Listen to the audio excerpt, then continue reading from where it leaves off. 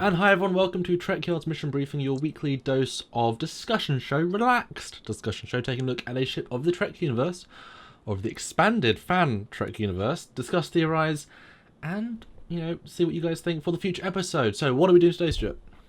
Today we're looking at a marvelous creation by Mr. Eric Henry, the upcoming feature film, or fan film, I guess not feature, but it is because it's feature length. Anyway, Pacific 201. So we're looking at the USS Pacific. And this is a special video because we're doing a part 1 mission briefing style, and we're talking to Eric straight after to have all the questions we've worked out in this part, which will be answered in the next part, which will be a separate episode later on down the line. Not very far though, so enjoy that soon, but part 1. So this first picture is a beautiful one, and these are some pictures that were given by Eric himself, so nice high res, nice, direct from the creators. So what did you think when you first saw the USS Pacific? I have liked this ship for a while. It made number 1 on my top 10 favorite fan ships. It's an interesting new design, and yet it's an older style. So I really like that take on that time period. Mm-hmm. But one of the first things I noticed with this ship is it's got 2 deflector arrays, which I guarantee you aren't both deflector arrays. One is a sensor dish or a sensor suite, probably. So, and just the fin shape is very cool. Yeah, it's a very different, very compact style, and seeing it next to the Connie, it sort of puts into perspective how different it is, and yet it's sort of just a recombobulation, a classic kit bash of the same components. But I'm interested to see how it sort of evolves from the NX-01 because it's pushing into an interesting direction. But I think a lot of Trek fans forget that we only see a very small sample size of the class of ship. I mean, the Excelsior, Connie, these are all cruisers, but there are going to be science ships that, the Grissom, come on, it's a totally different style. So this is a different style, a different class, and therefore it's going to be different. And so it's really great to see something else in the universe. And I don't remember when I first saw it. I think you sent the link to me, I think was the first time. And I was like, interesting. I think that's a good place to start. Yeah. Secondary hull is very unique on this one. It looks very like there's no room for any kind of extravagancies in there. I think it's very specific to. Well, it looks very Daedalus. It looks very just the basic shape sort of thing. All right. Well, let's move on to the next picture, and this is of course with the rest of the fleet, which have been redesigned. I can see the Daedalus is their new, much more modern version. The NX-01 they've again updated. Looks quite cool. Does it fit? Does that? What do you think? It works for me. Yeah. The color palette does remind me of JJ Verse. I'm wondering if it's in the same kind of vein. I think he mentioned something about that last time we spoke with him, but we will check. I like the covered Bizarre collectors on this ship. I think that's kind of a neat look. Well, this is after the Romulan Wars, so they've learned to defend. Learned to have this extra armor. That's why I think I mentioned in an NX special or some special that the reason the NX-01 has the blue open grills is because they're just exploring. The Connie doesn't have open grills because they've got the armor of just good solid. Need that armor to keep the warp field going, and then you evolve that further onto TNG, and boom, they can have open grills again. But it's an interesting style. It's kind of because obviously we know these shapes, we know these designs, and it's kind of like updating them to a 2001 style. It's that very sleek, very modernistic. I mean, we saw in the last picture the Connie, they didn't change it as much, but I'm interested to see how they'd actually change the Constitution class into their style, because it doesn't so much necessarily evolve into the Connie, the simplicity, but that's always the problem. But it certainly feels like this very different aesthetic for this time period, which I totally can get behind because it's a new time period.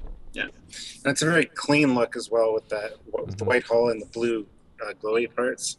Again, looks like the JJ universe, kind of a hospital-esque ship. It's kind of look, but yeah. And one thing I like about this design, which is sort of evident from the different color palette, is that we also look at a lot of ships on Trekyards, and one of them was the Caged Constitution class, which you see there's that black strip on each side of the saucer with the nav light, and it's their pride of place, which is a nice little evolutionary step that I think a lot of fans wouldn't register, but we see it. We see it. We see you, black strips. We see you. Anyway, next picture is a great close-up of the deflector, and it shows you some size. Little dude hanging out there. That's interesting. It does, those windows are very much in scale. It kind of double perspectivizes, as you say, because obviously you look for scale for windows, but then put a little person there, it's like, wow. Mm. And it's kind of bigger and smaller than you think, because it means that deflector point is kind of the size of a person, which sounds huge, but it's also not as huge as you think. I don't know. Yeah, I know this ship isn't monstrously huge compared to like the Connie and stuff. So, And what do you think of the style? It's got the blue backing, kind of like the NX-01, but then the gold rim of the Connie, obviously pushing towards that, but still the white, clean internal surface. Interesting. yeah, I'm not a big fan of the white internal surface. It would have been cool if it was all gold to me. But the blue backlight, I actually like that behind a traditional deflector dish. I think it looks good. Yeah, it's always difficult to back trace from or forward trace from an X01 to Connie. That's a nice way of doing it. Yeah, I think they probably should have made the point bronzy or copper rather than all white, because why is there the ring of bronze if you're not going to make, I don't know, there's some sort of purpose to that, I'm sure.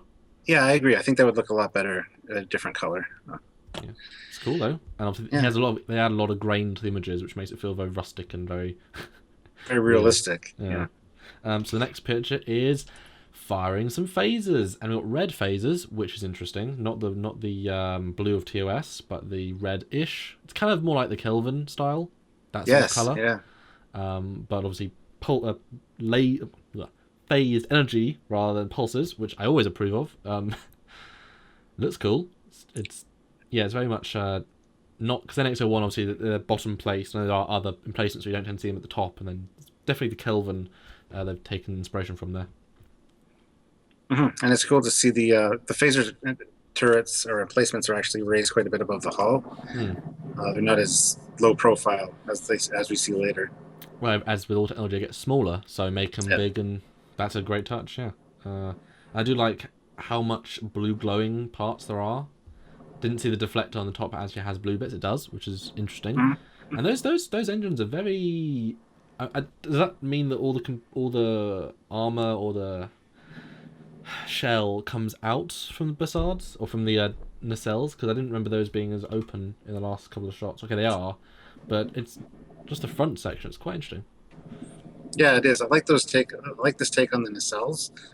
It's not, the blue doesn't extend the full length of the nacelle. It's just at the front, and it's the inside end of. So I like it.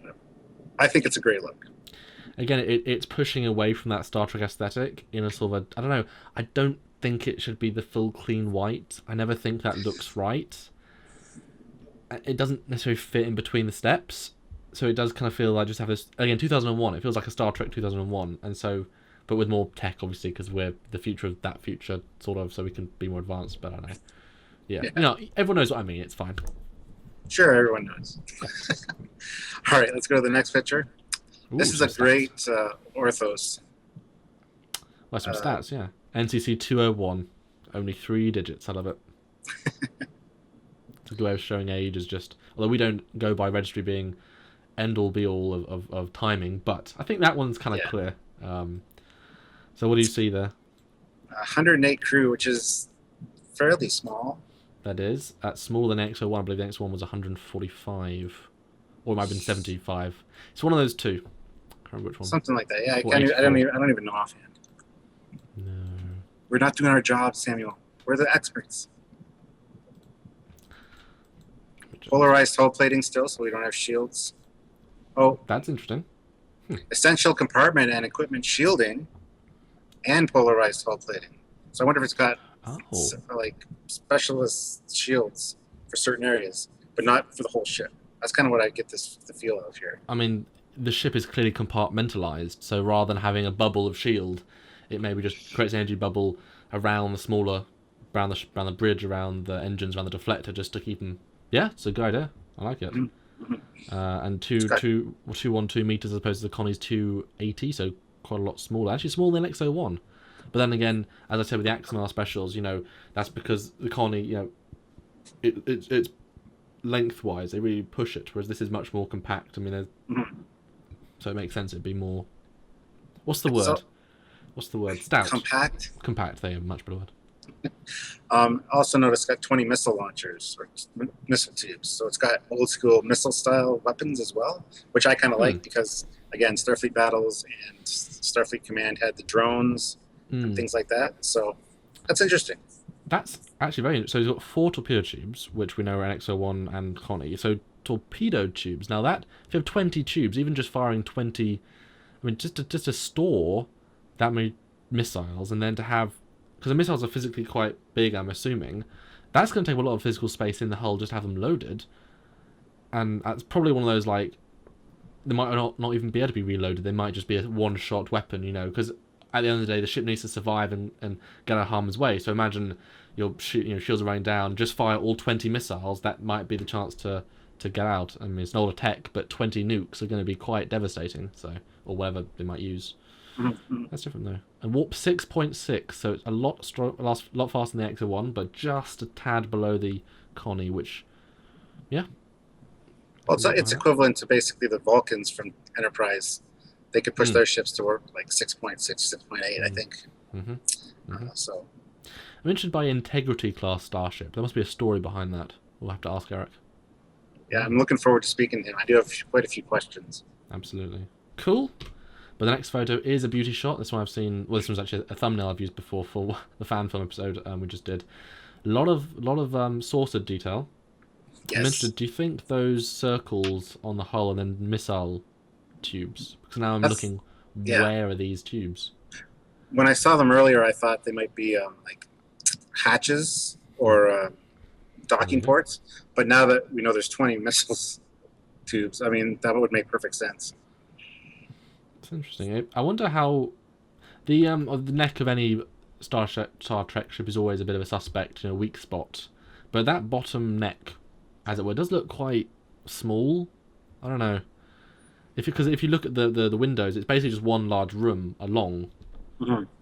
I'd be kind of worried, in walking through a ship. Like, okay, these 2 walls are space. Right. Yes. And if you when we go back to that deflector picture, the guy sitting there, if you saw that room, it looks like an observation room almost. So yeah, it doesn't look very big. And I agree with you. Yeah, one room and have space on each side. It's like, really? That's very submarine-esque, isn't it? It's very compact. Oh yeah, absolutely. So if we ever get stationed aboard this ship, let's just not be in that section. Let's just. There you go. Middle of the saucer. Well, there's also. Sorry, go ahead. No, you go. That was for me. I was going to say there's also an observation deck up on the higher one right below the other dish. Same kind of room style. So. And we've got windows, not view screens. But that's obviously not the primary bridge, so that's fine. As long as there's no view screen as long as there's no window for the bridge, we're fine. Anyway. All right, so the next picture is just a head-on view. Schematic style. Yeah. Those phaser turrets are huge, aren't they? They are huge, yeah, absolutely. I mean, what? They're most of a deck? Wow. It's good, though. Kind of looks like pimples. It would take up a lot of room if you actually implanted those in the hull, too. So, I mean, it makes sense to put them outside. Probably technology-wise they had to, but also this is kind of a space-saving thing as far as I see. Oh, absolutely. If the ship's not very big, not a lot of room, you want those more room inside, so. Absolutely. But it's interesting. It's very flat and yet very not. The saucer is so nicely compact, and then boom, you got all these accessories. It kind of, I don't know. It speaks to both aesthetics, and it kind of has that nice little middle ground. I'm sure they worked very hard. The dimensions, I think they did a good job of balancing them all. But it's interesting how, I don't know. It's more like a weather vane, isn't it now? Like a weather. Yeah. I don't know. Yeah, and I love how detailed the edge of the saucer is. Yeah. How greebly it is for us model builders out there. And I'm sure they've thought through what everything is. I'm sure we'll learn all about that. Cool. Looking forward to that. And the next photo is a side view, same style. Looks a lot more like a jet engine now with that spike. Although, I'm intrigued why the secondary hull and the saucer edge are so flat. I mean, that's an odd profile to have such a flat end. I'm surprised the secondary hull doesn't continue a bit more and have more of a Connie style. I think that might look nicer. I was just going to say, extend that secondary hull out, it would look kind of cool. Well, that'd be an easy refit, wouldn't it? Oh, absolutely. I think that's the shuttle bay back there as well, but we'll see that more in the next one with Eric. But And I think you're definitely right about the deflector, because obviously the bottom deflector is clearly the deflector, but the top one looks much, much more. I mean, look at the detail of that. Looks much more like a radar-style scanner Yeah. Yeah. or dish. So it's nice to have a dedicated thing. I mean, if this is again post-war, the bottom one obviously helps for the warp, creating the warp bubble, stabilizing that, and then doing stellar matter. So a dedicated one to do everything else. Yeah, and the upper one there has the thing at the back. It looks like it can pivot in any kind of direction. So it would make sense for studying some kind of phenomenon, just pointed in its direction. And interesting. All right, so the next picture is just another full orthos now. Cool. It's very clinical. You're right, absolutely right. There's so little color. So one thing I really see about this picture is that if you look at it, it kind of follows the color scheme of the cage, because back then, at least the internals, it was a lot of grey, a lot of grey, a lot of grey, and this is a lot of monotone grey. In a good way, but yeah. Yeah, there's no real red pop-outs like the banners, the Starfleet banners or anything. I mean, there's little red pinstriping all around the saucer, which is interesting, but I think it needs more red, personally. Yeah, but yeah, still good. Yeah. So the next photo is firing torpedoes, not missiles, clearly torpedoes. And wow, these are very cool. These are like plasma-y and... I love where they're firing from each side of the deflector. Yeah, it's interesting. It gives it a great 3D vibe, because if you imagine it firing phasers and torpedoes rather than all being from the same location, it's cool. Now, it said 4 photon torpedo tubes, or four torpedo tubes, not photon, 4 torpedo tubes. Right. Do you think that those also have rear-facing ones along the side there? So there's 2 in the front, 2 in the back? Oh, that's interesting. Well, if you take Enterprise Intramural Darkly the Defiant, then the colony does have aft torpedoes, in which case I'd be fine for that. Or it could be those 2 white lights either side. We obviously can't see one side, but the other side could be the torpedo launchers, in which case it could be 4 forward-facing. But I mean, if I was clever, I would have 2 aft, 2 forward. So I don't know. We'll have to ask Eric. Excellent. Which we can do. And the next picture is a really cool perspective shot of the phaser turret. You get to see the size. It's probably, 10, 12 feet tall? Yes. Meh. It's so interesting because the turret is just that small deflector. The rest of it is what you need to generate it. That's fascinating. Cool spacesuit too. And the guy doesn't know how to follow directions because it says keep clear, and he's standing right on it. Yeah, not going to be a good day. But that's cool, and I look forward to speaking to Eric more about it. Lots of things we can just dissect there. Yes. The next photo is a beautiful depth of field shot, which shows some nice artsy stuff. But it's the I'm guessing solar panels. You can see the deflector or the dish, which looks a lot more modern. That looks very much like out of a naval carrier of some sort. This, I think, is the most un-Star Trek-y photo out of the lot. I think if you were to show this to anyone else, they would be like, oh, it's a spaceship. Not in a bad way, but... Yeah, it has that 2001 kind of vibe to it. It's like an Arthur C. Clarke kind of deal going on. And how much like a physical model does this feel like? The way it's been lit and stuff? Oh, very much like a physical model. No, that's nice. Yeah, I like it. So I wonder if those are solar arrays or solar collector arrays, or wow, cosmic. What did Rick Sternbach say those were on the Jupiter station? Something fancy and amazing. Cosmic collector arrays, or something. Yeah, probably. Anyway, and the last photo is a very good TOS-y feel. It's got the planet, which is very TOS, and just in standard orbit, which is very cool. It's kind of surreal, isn't it? Actually, like how well it's been done. Yeah. And I've never get a good look at the rear of those nacelles, how they're inset. It's kind of unique too. Unique's a good word.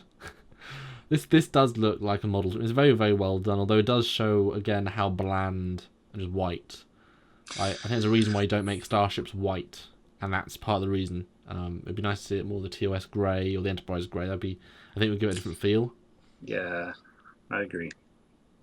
Very interesting though, and very much like a model, and lots of nice detail at the back that we haven't explored. But that's for the next episode.